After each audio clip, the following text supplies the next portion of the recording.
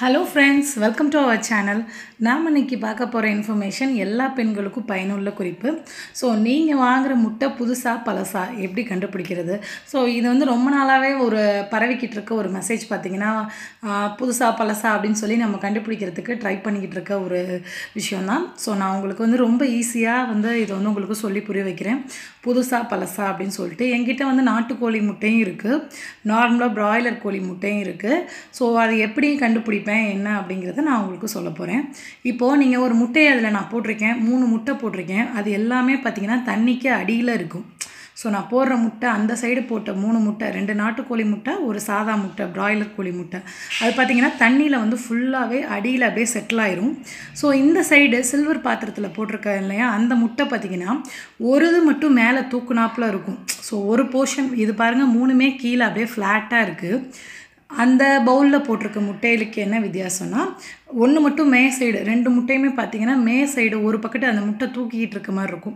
So இந்த மாதிரி கீழே செட்டிலாக இருக்க முட்டை வந்து புதுசு ஃப்ரெஷ்ஷான முட்டை. இப்போது மேலே இந்த மாதிரி தூக்கிட்டு இருக்குது, ஒரு சைடு மட்டும் தூக்கி இருக்குன்னா அது வந்து ஃப்ரெஷ்ஷாக தான் இருக்குது. நீங்கள் ஃபஸ்ட்டு அதை தான் யூஸ் பண்ணணும்.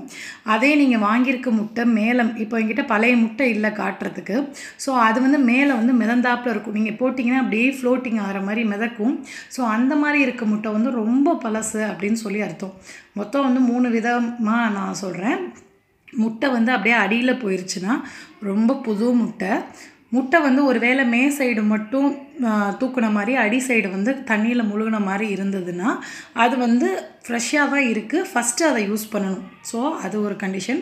அதுக்கப்புறம் முட்டை வந்து மேலே மிதக்கிற மாதிரி இருந்துச்சு, அடியில் போகல, மே சைடு மட்டும் தூக்கிட்டு இருக்கல அப்படின்னா அது கட்டாயம் வந்து நீங்கள் வாங்கியிருக்கிறது வந்து பழைய முட்டை தான் அப்படின்னு சொல்லி, இது வந்து நீங்கள் வாங்கியிருக்க முட்டையை வச்சு வீட்டில் டெஸ்ட் பண்ணி பார்த்தீங்கன்னா உங்கள் எல்லாத்துக்கும் கட்டாயம் புரியும் நான் சொல்கிறது. மறக்காமல் எல்லோரும் இந்த மாதிரி செஞ்சு பாருங்கள். ரொம்ப பழைய முட்டை உடம்புக்கு ஆபத்து.